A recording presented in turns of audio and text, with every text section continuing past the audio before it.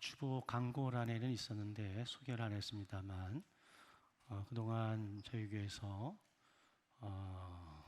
함께 사역을 했던 우리 손유한 조사님 가정이 9월 15일부터 일본 나가사키에 있는 일본인 교회에 선교사 인터십 과정을 가게 됩니다. 그래서 오늘 여러분들에게 인사를 드리고 여기서의 사역은 오늘부로 마감을 하고 소속은 저희 교회 소속으로 계속해서 있을 거고 내년에 목사 안수 받고 그 후년에 정식 선교사 파송을 또 받게 되는데 그 모든 일련의 과정들을 저희 교회에서 다 지원하고 후원하기로 했습니다. 본인이 가고자 한 게 아니고 제가 보내는 거니까 이렇게 양해를 좀 해주시고 제가 얼마 전에 일본 갔다가 일본에서 선교하는 선교사님을 뵀는데 얘기하던 가정 중에 좀 소통이 잘 됐어요. 그래서 손유한 조사님이 일본어를 잘하고 또 일본 문화에 대해서 익숙하기 때문에 나중에 가는 것보다 먼저 가서 한 1년 정도 일본인 교회에서 함께 사역을 하고 그리고 다시 정식으로 선교사 파송을 받는 것이 일본인 교회 선교에도 그리고 본인에게도 유익하다 그러고 제가 솔깃 넘어간 게 저런 인재를 찾아보기가 어렵다. 왜? 일본어를 자유자재로 할 수 있는 선교사가 없는데 우리 선교사님은 일본에서 중고등학교를 다녔기 때문에 일본 문화와 일본 언어에 익숙해서 예비된 선교사님이다 생각이 되어져서 저희 교회 당회에서 아직 선교사가 아니지만 선교사 인턴십 과정이라는 걸 우리가 만들어서 우리가 보내게 되었습니다. 여러분들 위해서 기도해 주시고 그리고 나가사키 멀지 않기 때문에 자주 이렇게 볼 수도 있고 우리도 나가사키가 순교지예요. 그래서 방문할 수도 있고 그래서 여러분들 아예 멀리 간다 이렇게 생각하지 마시고 잠시 파송한다 생각하시고 기도해 주시면 고맙겠습니다. 우리 잠깐 나와서 인사하고 꽃다발 증정하겠습니다. 우리 막내란다. 아들 예담이는 오늘 아주 멋지게 옷을 차려입었네.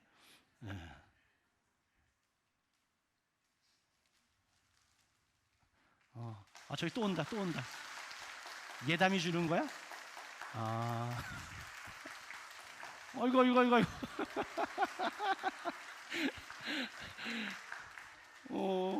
아이고, 이런. 자, 인사하겠습니다. 자, 들어가시면 되겠어요.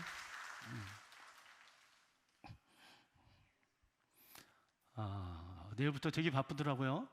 저희 교회에서 목회하다가 외지로 나간 우리 교육자들이 한 번씩 전부 다 불러가지고 아주 되게 바빠요. 여러분들이 밥 사주고 싶어도 밥 사줄 시간도 없을 거예요. 그래도 많이 좀 도와주시면 고맙겠습니다. 우리 옆에 계신 분들과 인사 한번 하겠습니다. 사랑하고 축복합니다.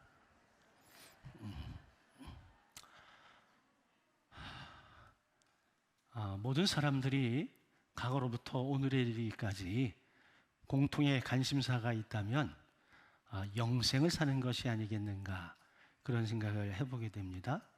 그래서 인류 최초의 서사시라고 불리우는 길가메스의 서사시라고 하는 이 글에도 보게 되면 영웅 길가메시가 친구의 죽음 이후에 너무 충격을 받아서 영생을 찾아 여행을 떠납니다. 이 영생의 방법을 알게 돼요. 그런데 그것보다 더 깊이 깨닫는 것은 인간이 한계가 있기 때문에 영원히 사는 것이 아닌 그 한계를 받아들이는 것이 참된 지혜임을 깨달아서 그는 영생을 포기합니다.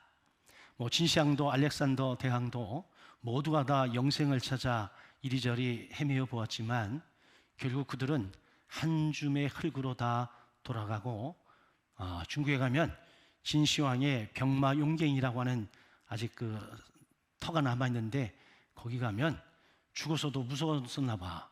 그래가지고 그 흙으로다가 인형을 만들어 가지고 수천 수만 명의 병사들을 이렇게 다 배치를 해 놨더라고요. 자, 그걸 보면서 인생이 참 무상하고 허무함을 알게 되어집니다. 그런가 하면 저 어렸을 때 어렸을 때인가? 제가 주일학교를 가르칠 때에 유행했던 텔레비에 나오는 그 만화 영화가 은하철도 999 다 아시죠? 은하철도 999.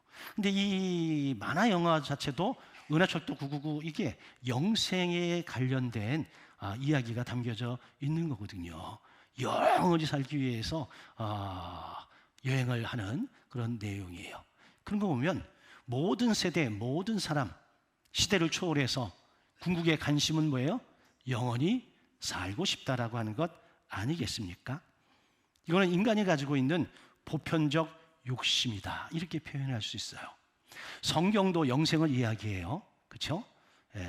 세상에서만 영생을 이야기하는 게 아니라 성경에서도 영생을 이야기하는데, 세상이 말하는 일반적 영생과 성경이 말하는 영생은 의미가 다릅니다. 세상이 말하는 영생은 죽지 않고 영원히 살고 싶은 거예요. 그런데 성경이 말하는 영생은 그것이 아니라 하나님과의 관계 속에서 주어지는 하나님의 선물이에요. 오늘 말씀이 그것을 방증해 주는데, 하나님이 세상을 이처럼 사랑하사 독생자를 주셨는데, 이 이유는 그 독생자를 믿는 자마다 멸망하지 않고 영생을 얻게 하려 하심이라, 이렇게 이야기하고 있습니다. 고로 영생을 얻기 위해서 이리저리 찾고 불로초 찾고 생명의 샘을 찾고 그럴 이유가 없어요. 성경은 단 한마디로 예수를 믿으면 영생이 선물로 주어진다라고 이야기를 하고 있습니다. 이것은 인간의 노력으로 얻을 수 있는 것이 아닌 창조주 되신 하나님께서 예수 그리스도를 믿는 자들에게 주어지는 전적인 하나님의 은혜요 선물이다라고 하는 겁니다. 요한복음 3장 16절은 복음이며 복음의 핵심이다, 이렇게 이야기를 하는 거예요. 마틴 루터 같은 경우는 이 요한복음 3장 16절을 일컬어 복음의 축소판이다, 이 3장 16절 안에 복음이 응축되어져 있다라고 이야기를 합니다. 하나님의 사랑, 그리스도의 구원, 믿음, 멸망과 영생, 이 모든 기독교의 복음의 본질이 응축되어져 있다라고 이야기를 하고 있습니다. 그러면 영생이 일반적인 표현이라면 기독교에서 말하는 영생의 구원이라고 할 때 이건 어떤 의미인가? 여러분, 우리가 얻은 영생의 구원은 단순히 죽지 않고 영원히 존재한다, 이게 아니에요. 모든 사람은 영원히 존재합니다. 그런데 모든 사람이 기독교적인 의미에서의 영생을 누리는 것은 아닙니다. 여러분, 예수 안 믿는 사람도 죽으면 여러분 구천을 떠돈다 그래요. 어떤 이들은 지옥에 갈 것이고 어떤 이들은 천국에 가는데, 이 영생에서 영원히 사는 게 중요한 게 아니라 누구와 함께? 그리스도와 함께, 주님과 함께 영원히 사는 것, 이것이 여러분 기독교적인 영생이에요. 그래서 영생이라고 하는 것은 하나님의 생명, 하나님의 생명력을 우리가 공유하는 삶을 의미하는 겁니다.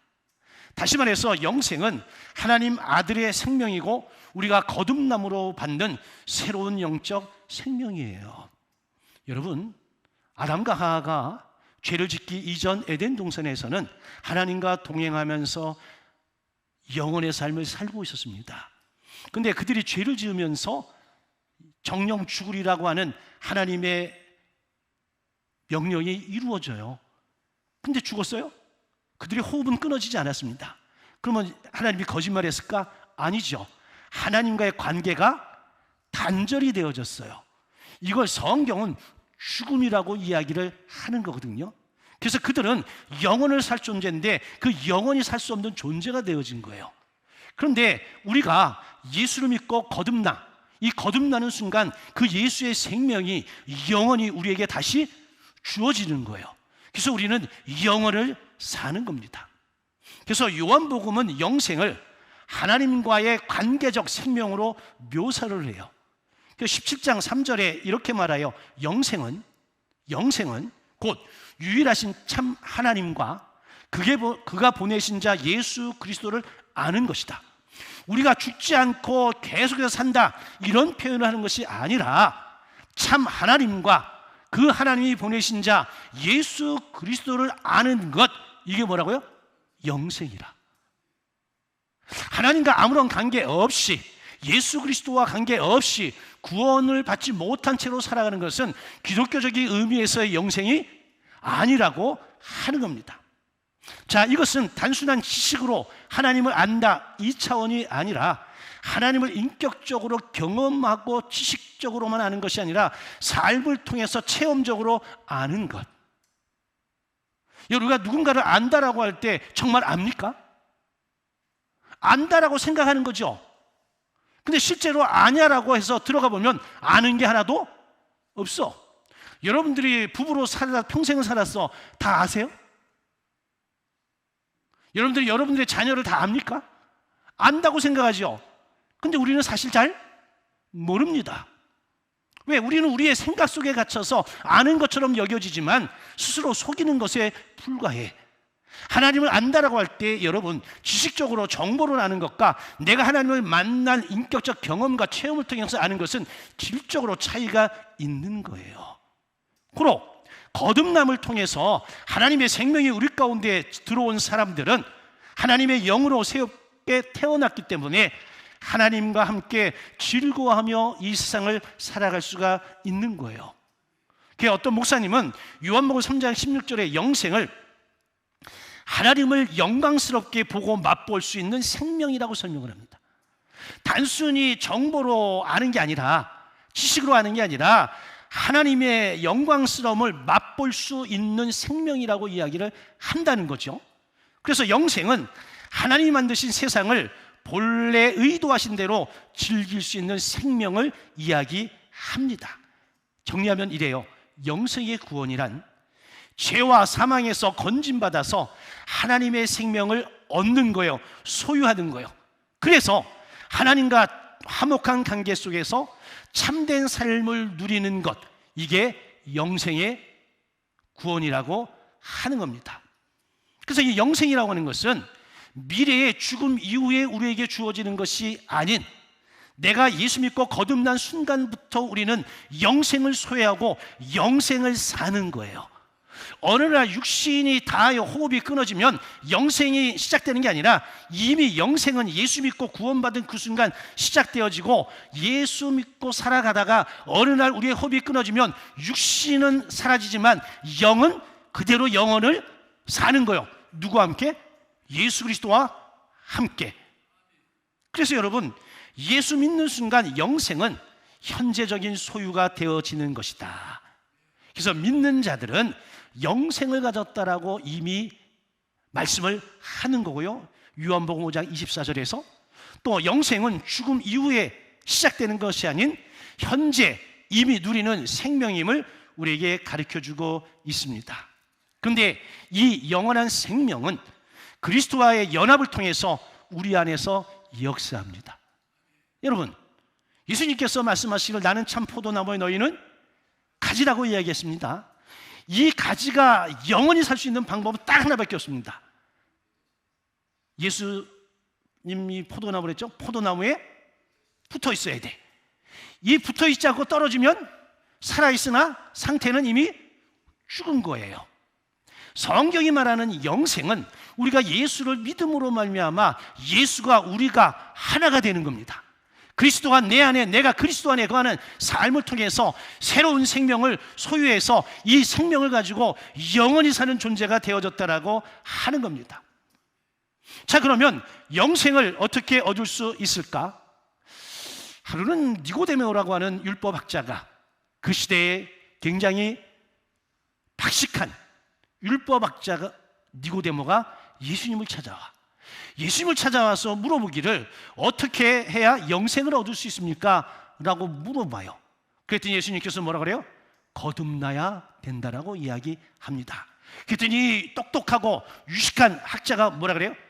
아니, 거듭난다라고 하는 것은 그럼 내가 어머니 뱃속에 들어가서 다시 태어나야 됩니까? 이렇게 질문을 하죠. 여러분, 그게 아닌 거예요. 예수를 믿을 때 예수의 생명이 우리 가운데 들어오므로 우리는 예수의 생명과 더불어 제2의 삶을 살아가는 거예요. 그래서 우리가 예수 믿을 때 우리는 새로운 피조물이 되어지는 이유가 거듭난 인생, 제2의 인생을 예수 그리스도와 더불어 함께 살아가기 때문에 그렇습니다. 그래서 영생을 얻는 길은 우리의 지식, 우리의 공로, 우리의 힘, 우리의 권력, 이게 아닌 오직 거듭남을 통한 믿음의 응답으로만 가능하다라고 하는 거죠. 그럼 어떻게 해서 영생을 얻을 수 있느냐? 간단합니다. 회개하고 예수를 믿는 겁니다. 그래서 예수님께서도 공생애를 시작하면서 첫 일성이 뭡니까? 회개하고 예수를 믿으라는 거예요. 왜? 하나님의 나라가 가까이 왔으니까. 그러니 하나님의 나라에 들어가는 방법, 영생을 누리는 방법, 회개하고 예수를 믿는 거죠. 그럼 어떤 분들이 그럽니다. 아니, 회개하고 예수 믿으면 너무 간단하잖아. 내가 한 게 없는데, 난 아무것도 한 게 없는데. 여러분, 그래서 은혜요. 그래서 선물인 거예요. 여러분, 우리가 뭔가를 이렇게 결과물을 보면 되게 쉬워 보이죠?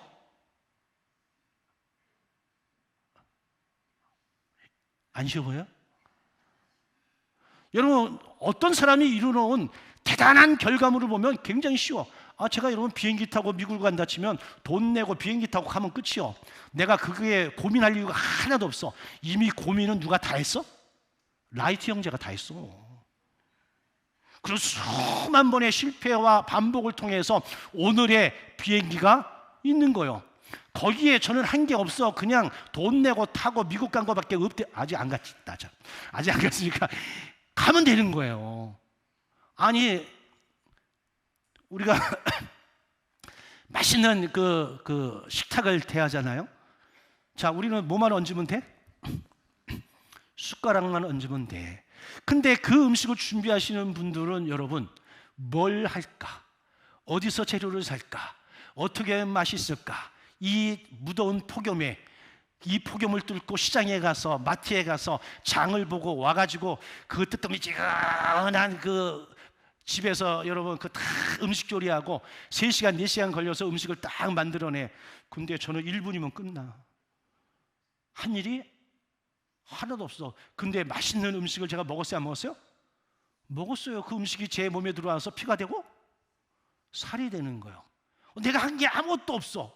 근데 나는 그냥 숟가락 들어서 먹은 것밖에 없어. 요 행위가 믿음이야. 아멘입니까? 그러니까 우리는 영생의 구원에 보탠 게 있다? 하나도 없습니다. 그냥 차려준 거에다가 우리가 그냥 믿음으로 받아 먹으면 되는 거예요.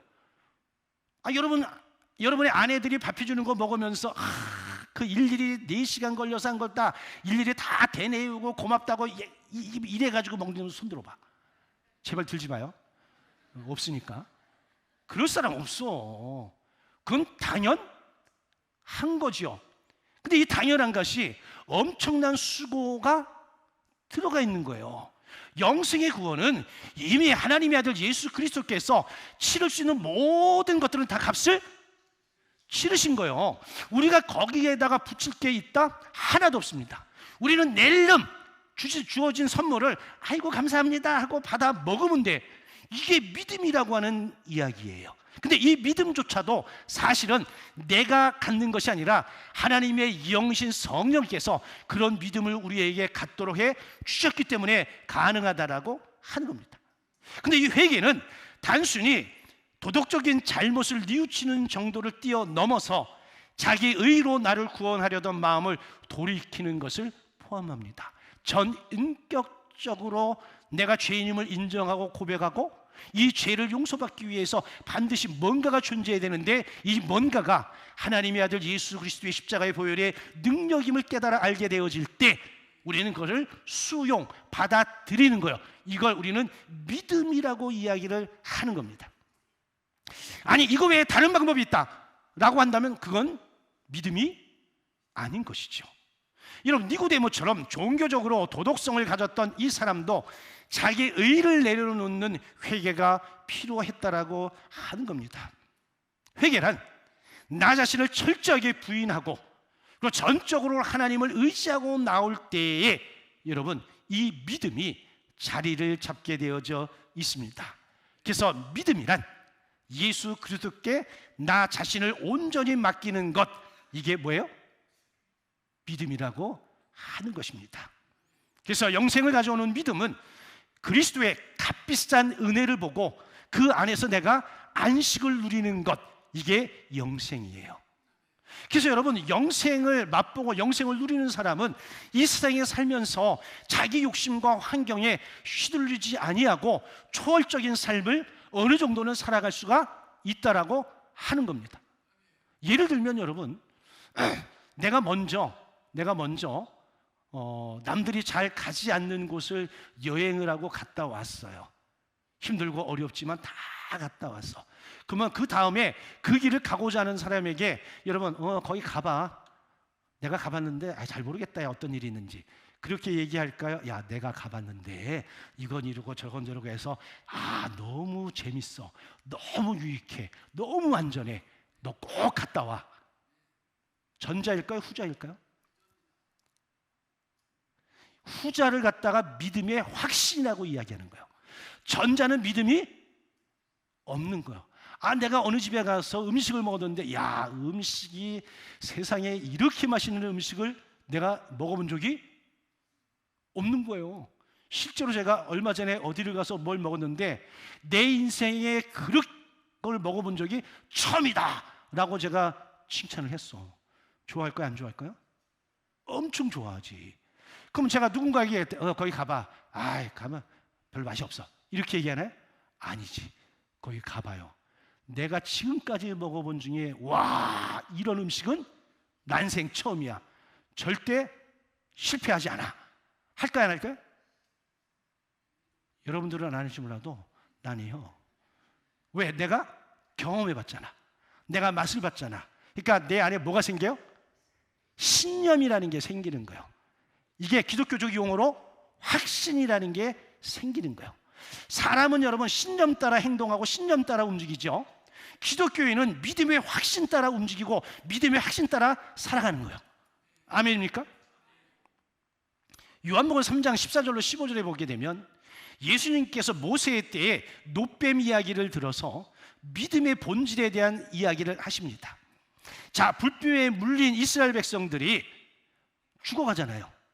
그런데 하나님께서 모세에게 일컬어 얘기하셔가지고 모세가 장대에다가 놋뱀을 만들어서 높이 들었어. 그리고 그 놋뱀을 쳐다보는 자는 다 산다라고 얘기했어. 이 이야기를 모세가 백성들에게 이야기했습니다. 그 모세 이야기를 믿고 쳐다본 사람은 살았어. 근데 믿지 않고 쳐다보지 않는 사람은 다 불뱀에 물려 죽었습니다. 쳐다보는 자는 사는 거예요. 쳐다보지 않는 자는 죽는 거예요. 예수를 믿는 자는 영생을 얻는 것이고 예수를 믿지 않는 자는 영생을 얻지 못하는 거예요. 고로 영생은 오직 예수 그리스도를 믿는 믿음으로 얻는 선물이라고 하는 겁니다.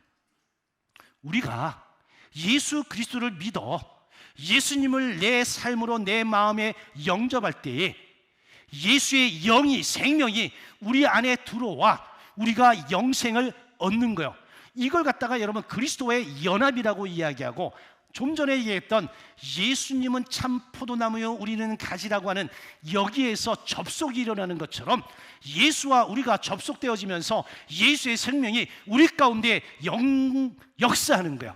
이걸 갖다가 우리는 새로운 생명, 영생을 소유했다라고 표현을 하는 겁니다. 아멘입니까?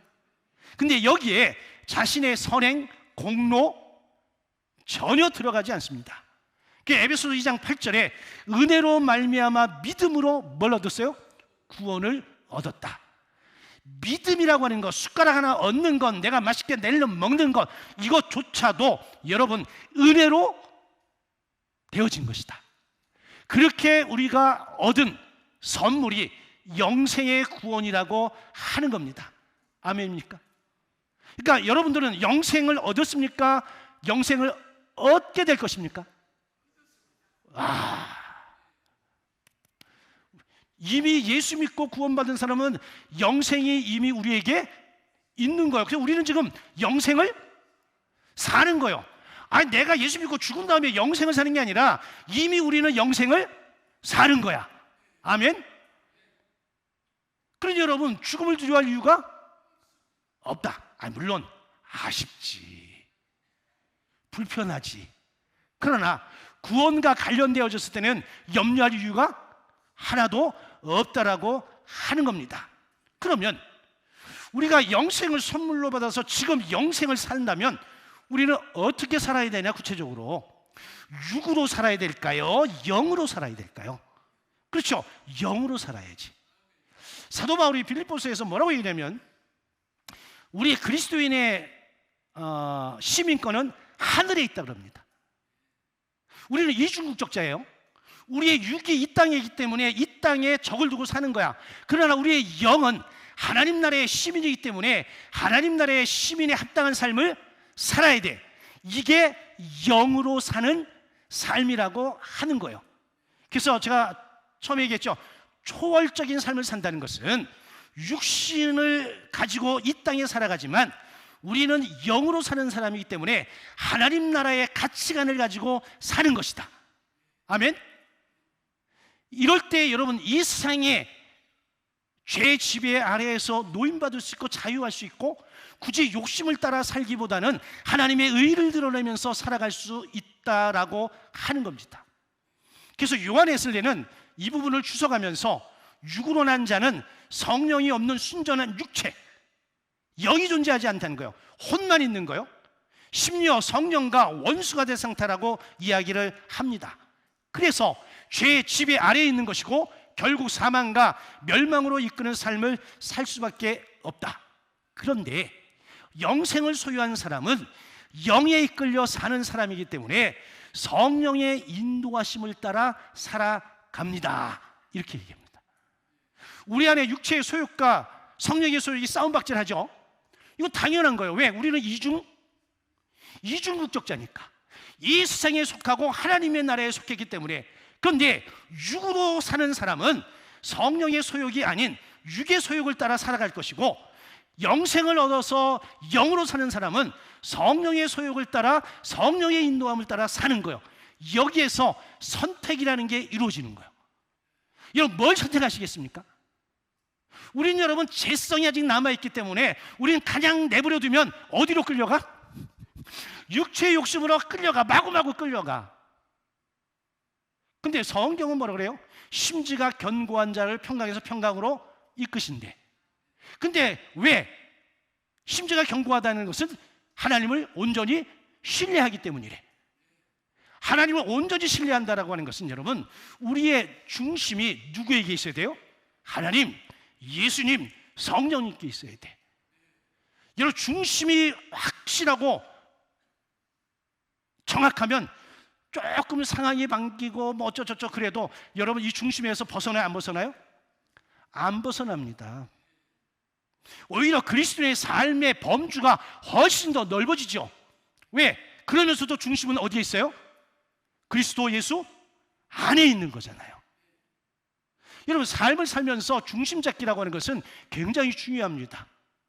여러분, 나이가 드시면, 죄송합니다, 넘어지고 자빠지고 쓰러지고 엉덩방아치고, 그거 안 하려면 어떻게 돼요? 어떻게 돼요? 코아가 든든해야 돼. 코아가 어디요? 엉덩이, 허벅지, 허리, 여기가 단단하고 여기가 근육이 있어야 안 자빠지는 거예요. 저도 얼마 전에 횡단보도 건너다가 미끈해가지고 뒤로다가 이렇게 하려고 그랬는데 제가 딱 섰어. 첫 번째 드는 생각이, 운동하기를 잘했네. 근데 여러분, 믿음의 삶이라는 것도 그래요. 세상에 여러분, 우리를 유혹하는 게 얼마나 많아. 흔들릴 수 있습니다. 유혹받을 수 있습니다. 그러나 중심만 흔들리지 아니하면 여러분, 되돌아올 수 있습니다. 예수 그리스도를 믿는 믿음이 저와 여러분들의 여러분 코아가 될 수 있는 은혜가 있기를 주의 이름으로 축원합니다. 제가 이번 주에 우리 교회 설계한 양미수 교수를 만나서 잠시 이야기하다가 예전에 얘기했던 게 생각이 났어요. 교회가 이런저런 사역을 하다 보니까 모였다가 흩어지는데, 모였다 흩어지는 것만으로는 교회에 생명력이 없다는 거예요. 그러면 뭐가 있어야 되느냐? 세대를 아우를 수 있는 공간이 있어야 된다는 거예요.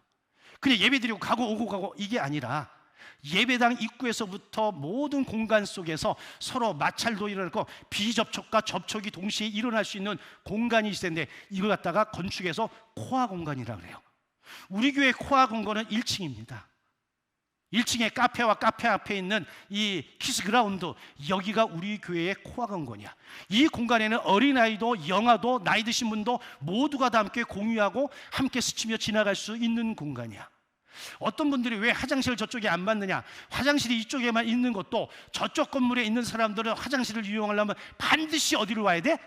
여기로 와야 돼. 오면서 접촉과 비접촉이 이루어지면서 이 교회가 생명력 있는 공간이 창출되어진다라고 이야기를 하더라고. 어우, 유레카였어요. 또 하나 배웠어. 배우면 끝이 없는 것 같아. 그러니까 건물 하나를 지어도 그냥 막 짓는 게 아니라, 정말 이 교회 공동체가 어떻게 하면 서로가 생명력을 주고받으면서 정말 활성화된 살아있는 생명체로 움직일까, 여기에 관심을 갖고 한 거죠. 여러분, 사도 바울은 로마서 8장 6절에서 육신의 생각은 사망이고 영의 생각은 생명과 평안이라고 이야기를 하고 있습니다. 여러분, 생각을 좀 바꾸시면 안 될까요? 육신의 생각에서 어디로? 영의 생각으로. 왜? 영의 생각의 마무리, 열매는 뭐예요? 생명과 평안이라고 이야기하지 않습니까? 여러분, 육신을 쫓는 삶은 어둠과 멸망의 길이고, 성령을 쫓는 삶은 빛과 생명의 평안의 기름을 믿으시기를 주의 이름으로 축원합니다. 그래서 오늘 이 시간 이후로 내 안에 두 가지의 싸움이 일어날 때 되도록이면 누구를 쫓아가자? 성령을 따라가자. 그거 어떻게 아냐? 여러분, 예수 믿고 예수의 생명이 있는 사람은 알까요, 모를까요? 알려고 해서가 아니라 그냥 알아지는 거예요. 그런데 우리의 육의 욕심이 그걸 갖다가 하기 싫으니까 이 생각에서 뭐가 합리화가 일어나는 거예요. 합리화가. 그러면서 제일 크게 하는 합리화가, 뭐 하나님이 이 정도야 봐주시겠지. 누구 생각이요? 하나님의 생각이에요? 내 생각이야. 우린 전부 다 하나님 기준이 아니라 누구 기준이요? 내 기준으로 판단하고 내 기준으로 생각하고 내 기준으로 결단해. 그래 놓고 나중에 문제 생기면 누구 탓해요? 하나님 탓해. 근데 여러분, 하나님이 그거 알까요, 모를까요? 다 압니다. 이미 하나님은 우리에게 수시로 말씀을 하시는 거예요. 그런데 우리가 합리화를 통해서 그걸 무시할 따름이지. 여러분, 하나님의 말씀을 만홀히 여기지 않으시기를, 성령의 소에게 영적인 귀를 기울이고 민감하게 반응하는 우리 모두가 되어지기를 주의 이름으로 축원합니다. 그러면 영생을 누리며 살아야 되는데, 이 영생을 누리며 사는 거 어떻게 사냐? 간단히 말씀드리면, 첫째, 구원의 확신, 그리고 자유함 가운데 사는 것입니다. 우리가 살다 보면 자꾸만 악한 영들이 우리를 공격합니다. 우리가 죄인이라고. 여러분, 예수를 믿어 구원받은 사람에게는 결코 정죄함이 없습니다. 사단도 우리를 정죄할 수 없습니다. 왜? 하나님께서 예수의 피로 저와 여러분들 이미 구원하셨어. 여기에 대한 믿음이 분명해야 돼. 확신이 있어야 돼. 그러면 어떠한 상황과 어떠한 속삭임에도 넘어가지 않아요. 이단으로 넘어가는 사람들은 백발백중 구원의 확신이 없어서 그 이야기에 솔깃해가지고 넘어가는 거예요. 두 번째, 영생을 누리는 삶은 하나님과의 친밀한 교제를 만끽하며 사는 거예요. 아니, 이미 영생을 사는 거 아니겠어요?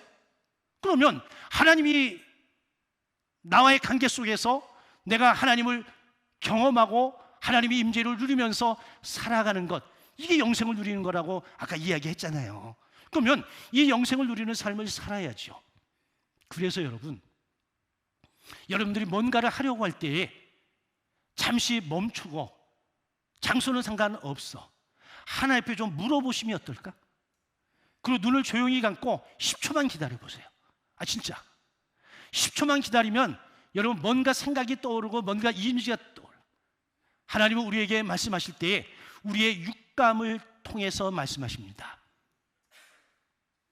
이 육감을 우리가 얻을 수 있는 방법은 눈을 좀 감고, 그게 10초가 됐든 20초가 됐든 30초가 됐든 좀 머물러 있는 거예요. 예수님, 오늘 제가 A라는 사람을 만나는데 제가 그 사람을 만나서 최고의 관계를 맺으면 좋겠습니다. 눈을 감는 거예요. 그리고 최고의 관계를 생각하는 거예요. 그러면 여러분, 떠오르는 심상이 있고 상상이 있고 생각이 있고 그런 것들이 있어요. 이런 것들을 통해서 우리가 하나님의 뜻을 조금씩 알아가는 거, 그리고 그것을 붙잡고 실제로 그렇게 한번 해보는 거. 여러분, 그러면 그게 이루어질까요? 안 이루어질까요? 제 경험으로는 이루어지는 경우가 허다합니다. 왜? 이미 그것을 떠오르는 순간 내 마음에는 확신이라는 게 생겼기 때문에 그렇습니다. 단순한 종교 활동이 아닌 하나님과 동행하는 일상을 여러분 살아갈 수 있기를 주의 이름으로 간절히 축원합니다. 근데 하나님과 동행하는 일상을 살아가기 위해서는 하나님의 마음을 읽고 그 마음을 따라 순종의 삶을 살아갈 때 가능하다. 셋째, 영생을 누리는 삶 속에는 거룩과 사랑의 열매가 맺혀지게 되어져 있습니다. 요한일서 3장 14절에 봤더니 우리가 형제를 사랑함으로 사망에서 옮겨 생명으로 들어간 줄 알거니와. 영생을 소유하고 살아가는 사람들, 영으로 사는 사람들은 형제를 사랑하는 거예요. 하나님 분명히 말씀하시기를 눈에 보이지 않는 나를 사랑하지 않으면서, 사랑한다고 하면서 눈에 보이는 너의 형제를 사랑하지 않으면 새빨간 거짓말이라 했어. 물론 새빨간이라는 말은 없지만 우리는 여러분 스스로 얼마나 많은 거짓말을 하고 살아가는지 몰라. 말은 내가 하나님의 사람이요, 말은 하나님의 은혜로 살아가라. 그런데 여러분 삶이 그게 안 되어지죠. 그게 거룩의 열매가 없는 거야. 사랑의 열매가 없는 거야. 여러분, 믿음으로 구원받습니까? 행위로 구원받습니까? 믿음으로 받죠. 근데 야고보 기자는 믿음으로 구원받았는데 너의 행위로 너의 믿음의 온전함을 보이라고 하죠. 우리가 예수 믿으면 영생을 얻었죠. 영생을 얻었으면 영생의 열매는 뭐로 나타나야 돼? 삶으로 나타나야 되는 거죠. 그게 사랑의 열매야. 이 거룩의 열매인 거예요. 저와 여러분들에게 이 열매가 있어지기를 주의 이름으로 축원합니다. 마지막, 영생의 삶을 산다고 하는 것은 하나님 나라의 가치관을 가지고 사는 거예요. 이 땅에 우선순위를 두는 것이 아니라 하나님 나라 영의 생각에 우선순위를 두고 그 삶을 살아가는 것, 이걸 기독교에서, 우리 교회에서는 간단한 단어로 순종의 삶을 살아라라고 이야기하는 겁니다. 이걸 기독교 신학적으로 이야기하면 종말론적인 삶을 사는 거예요. 저와 여러분들은 종말을 사는 거예요. 그런데 이 종말적인 삶이라고 하는 것은 이미 하나님 나라의 자녀가 된 우리가 하나님 나라 자녀로서 그에 합당한 삶을 살아가는 겁니다. 이미 구원받았고 이미 천국 백성 되었고 이미 영생을 누리기 때문에 소소하고 사소한 하잘것 없는 육신을 따라 사는 것이 아니라 영원한 하나님의 나라의 가치, 이 가치에 확신을 두고 오늘을 사는 거예요. 아멘입니까? 이런 삶을 살아갈 때에 내가 열매 맺기 위해서가 아니라 자연적으로, 자연스럽게, 자동적으로 하나님이 성령의 열매를 맺게 해 주십니다. 이 열매가 우리 안에 풍성하게 일어나기를 주님의 이름으로 간절히 축원합니다. 아멘.